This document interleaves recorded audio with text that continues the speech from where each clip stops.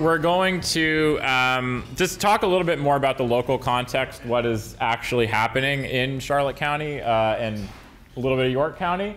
And this is research that the Service Commission has been engaged in.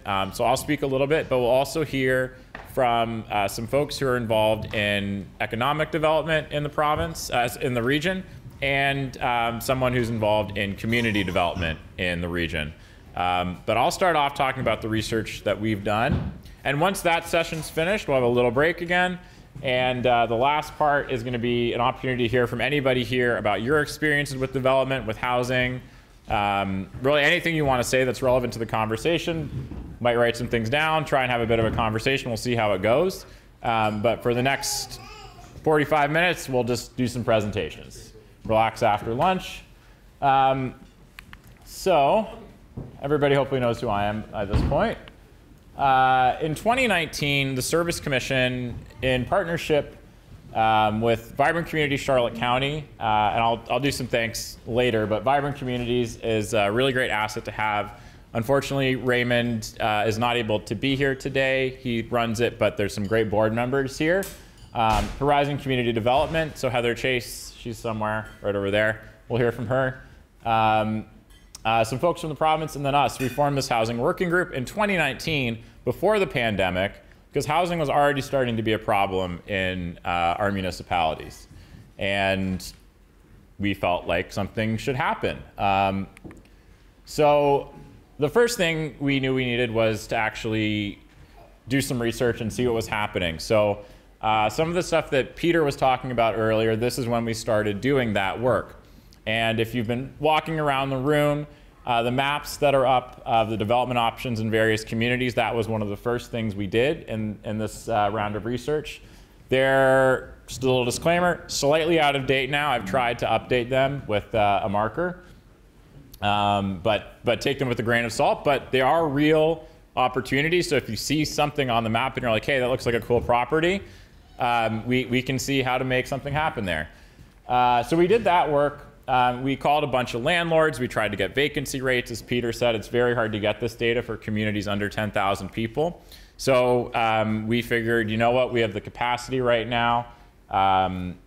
Myself and some other folks, Vivian, who's back there, our fantastic junior planner, she called a ton of landlords. She did a lot of that work, a lot of demographic research. So we had that report done, and you can find that on our website, and it's over there, and it was the first round.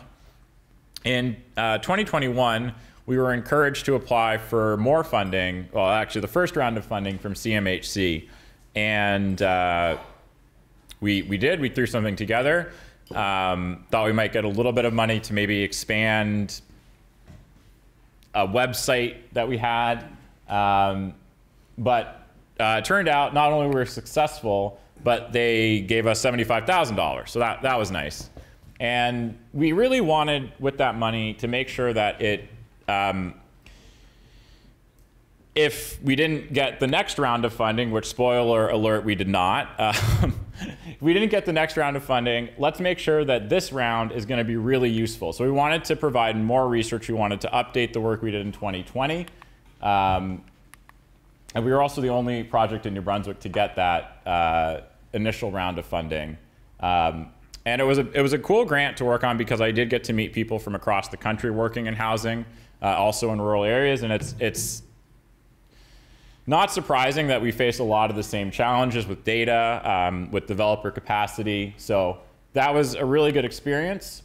And we used the money to update the market data and complete a previous scope of work focusing on lived experience. And some of the quotes over there come from that work.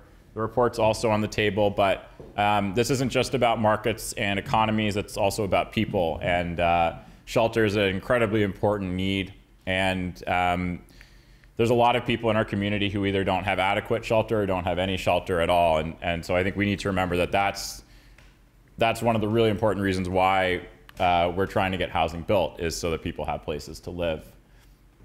So in this most recent round of data, instead of doing it ourselves, since we had a little bit of money, we said let's get some experts in real estate and housing and economy to do this work. So Turner Drake and Partners They're based out of Halifax, but they've done work for the city of Fredericton.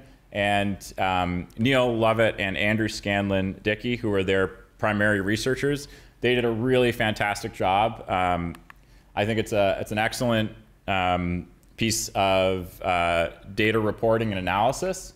They did that landlord survey. They established new vacancy rates and average rents. And you can see this here. And as we've been doing this work, it's become clearer and clearer that data is never going to be adequate. Like, there's always going to be problems with the data. You can see in Blacks Harbor, vacancy rate of 9.1%. That's one apartment. So that doesn't mean much, right? You don't have a choice in that community if there's only one apartment. But the established orthodoxy is 3 to 5% is a healthy vacancy rate. So all of these, I think, are questionable. Now, obviously, if you have a vacancy rate like St. George at 1.4%, that's incredibly low. We've actually, if you look at the posters on the wall, we have projections of needed units and things like that. That's work that Turner Drake did for us. But data is incredibly hard. There's new census data out on housing, so that's another useful tool. But what I've learned is that it all has to be triangulated. And there's qualitative data too, which is really important. So, for example, in St. Stephen, we know that homelessness is becoming more and more of a problem. There's clearly an issue with housing if more and more people are homeless, but that's not something that's going to be captured in a vacancy rate or an average rent. Yeah, I mentioned the small sample sizes are problematic. So it's something that needs to kind of keep being done in iterative fashion. So it's great that Peter and his group are trying to do this across the province, because it's not just Charlotte County that's dealing with these issues. One thing that stood out in the 2020 round of research, and again 2022, is that renters struggle far more than homeowners. Obviously, with interest rates going up, if you have a mortgage, it is concerning to be a homeowner. But when you look at things like finding housing that meets your needs, renters are blue, owners are orange, so you can see extremely difficult. 60% of renters, I think this was across the county, have extremely difficult times meeting their needs, whereas owners, only 18%, are having an extremely difficult time, almost 40% not difficult. So I think the data there is pretty clear. And then there are some qualitative survey results as well that speak to kind of some of the social issues that come about because of lack of housing, and I think Heather will probably touch on those a little bit more. And then the economic issues as well. You know, we have some folks here who are involved in economic development or from businesses or own businesses, and it's no secret that it's really hard right now to find employees, and housing isn't the only reason, but it's certainly part of that reason. Demographic analysis was done, so looking at the types of units, population projections. That's really important when you're trying to figure out needed units in the future, is how many people are going to be there in the future, what types of people. You know, you do the best you can. That's why I was really happy to hire an actual economics firm to do this work, because it is kind of a black magic, and I'm really happy to have professionals doing it. But you can see, for example, they've projected out to 2031, you know, what different age ranges are going to be living there, and you know, families are going to have different housing needs than seniors who want to age in place. So that's really important to know. But also, it can change. You know, something like a pandemic can completely shift demographics and economies. So again, it's really important just to keep doing this work. Some of the most interesting for me of this analysis was cross-analyzing incoming housing costs. And you can see this for most of the communities where we have this data on the walls. So these are a little bit complicated, but I think they do a really good job showing what affordability means, rather than just saying it's 30% of median income, it's 80% of median market rent. Those numbers get really, they're just kind of points. You throw a dart and they work okay, but with these graphs you start to see in St. Andrews, oh, I think I have a fancy, yeah. In St. Andrews, for example, only 4% of people based on, this is based on 2016 median income, so this would be up a little bit, but only 4% of people can afford the average home price. 15% of people can afford an average 2-bedroom apartment unit. So you start to see the challenges that people are going to be under, and you see the relationship between income and housing. And this is not just about housing, it's about income too. The ownership market has really, really changed in Charlotte County. And one of the reasons why historically we haven't had as many rental units is because it's been fairly easy to buy a home. Down payments were pretty cheap, and you could have a mortgage that was way cheaper than what your rent would be. That, especially in St. Andrews, is really changing. So back in 2011, a lone parent household could probably afford a median home, and you know, a couple roommates could do it. By 2021, you need to be in a couple to afford the median home in St. Andrews. So as home ownership gets harder, more and more people are going to need to turn to the rental market, which points to the need for building more units. And so again, we have the projections, which they're projections, they are best guesses, so they're not guarantees. But by looking at current growth, you know, and Charlotte County is growing. We got a lot of good news this census, especially places like St. Andrews, Grand Manan, really strong growth, which is a good thing if there's the housing there and the services to absorb that growth, and it's going to be a problem if there isn't.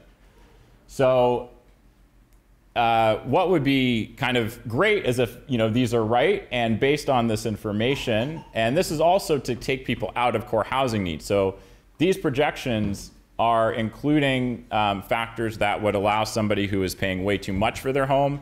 There would be the market shift so that they, you know, maybe enough new units are built that they have more choice, or the rents end up going down because there's more supply, so less demand. They end up moving out of core housing need. You get people living in the right amount of space. So this is definitely the best case scenario over here. But you can see in some communities it's relatively achievable.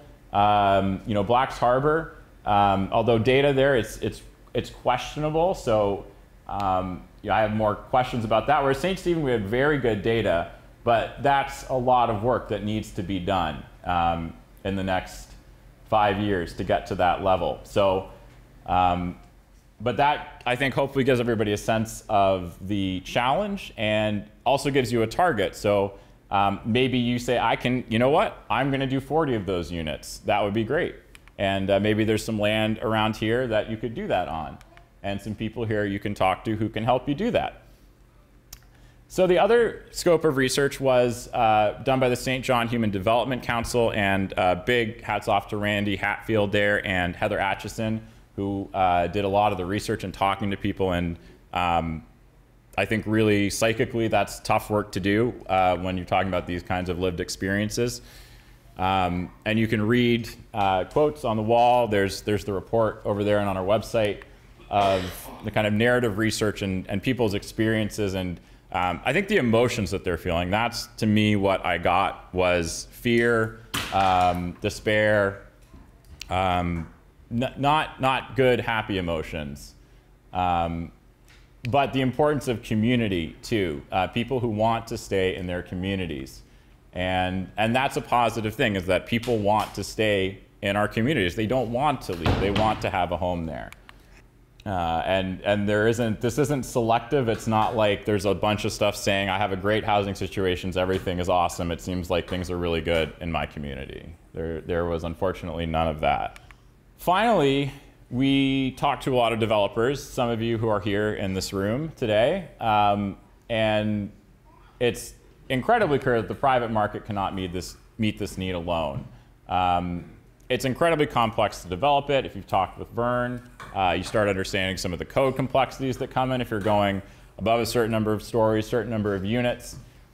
Zoning can be very complicated, like parking. You need a certain amount of parking. That can be really hard to do in certain places. As a planner and with my colleagues, you know, we do advise municipalities to make things easier, but there can be political challenges there as well. So it's very hard. It's incredibly complicated. But I think where the potential really lies, and this is what I've heard across the province and really across the country, is that partnership and working together is how we solve this problem. And I know it's cheesy, I know it's cliche, but it's really true. And the successful examples in the past and in the present are when people work together. So nonprofits, private developers, the Service Commission, we want to help you as much as we can. You still have to meet building code and follow zoning, but we can help you do those things. If we had gotten that bigger pot of federal money, I think we would be able to have a little bit more capacity to do that, but there's stuff in the works. Peter's working on some very exciting things, and I think we are still building towards this gap-filling person or organization that can really help navigate a private developer or a nonprofit that's never done housing development before, to navigate them through some of these things, hook them up with people like Dominic, make sure they can get the land that they need by talking to people like Kendall. So that's kind of why we're here today. Yeah, so we did apply for more funding. We didn't get it. That's fine. We have updated our website. There's still more updates to do because we just got new census data on housing last week, and I tried to do it all over the weekend, but I have to actually enjoy my weekend sometimes, so I didn't look at data all weekend. And we're here today. I think hopefully learning, hopefully doing some networking, making some connections, and I'm not entirely sure where things are going to go from here. I'm hoping that the connections that form here today are going to bear fruit in the long run. I'm pretty hopeful they will, and we'll do more things like this. We're going to keep updating data and working with municipalities to streamline zoning as much as we can. Do sessions on building code so that you can come and learn more about that. But I'm not really sure where the Service Commission is going from here in this regard, but I think we want to be an active player in housing in whatever way we can within our mandate, of course. So that's kind of what we're doing and what we have done, and it's great that other groups have picked up on that and are carrying some of that work forward in other parts of the province as well. And hopefully that's something that continues and we keep building these partnerships and ultimately get the housing built that we need. But it is incredibly challenging. I'm going to leave it there for me. Again, I think we'll just wait to do questions. It's a small group. You can come up and talk to me if you have questions about the data. Do take a look around the room. And we have the reports on our website, swnb-housing.ca.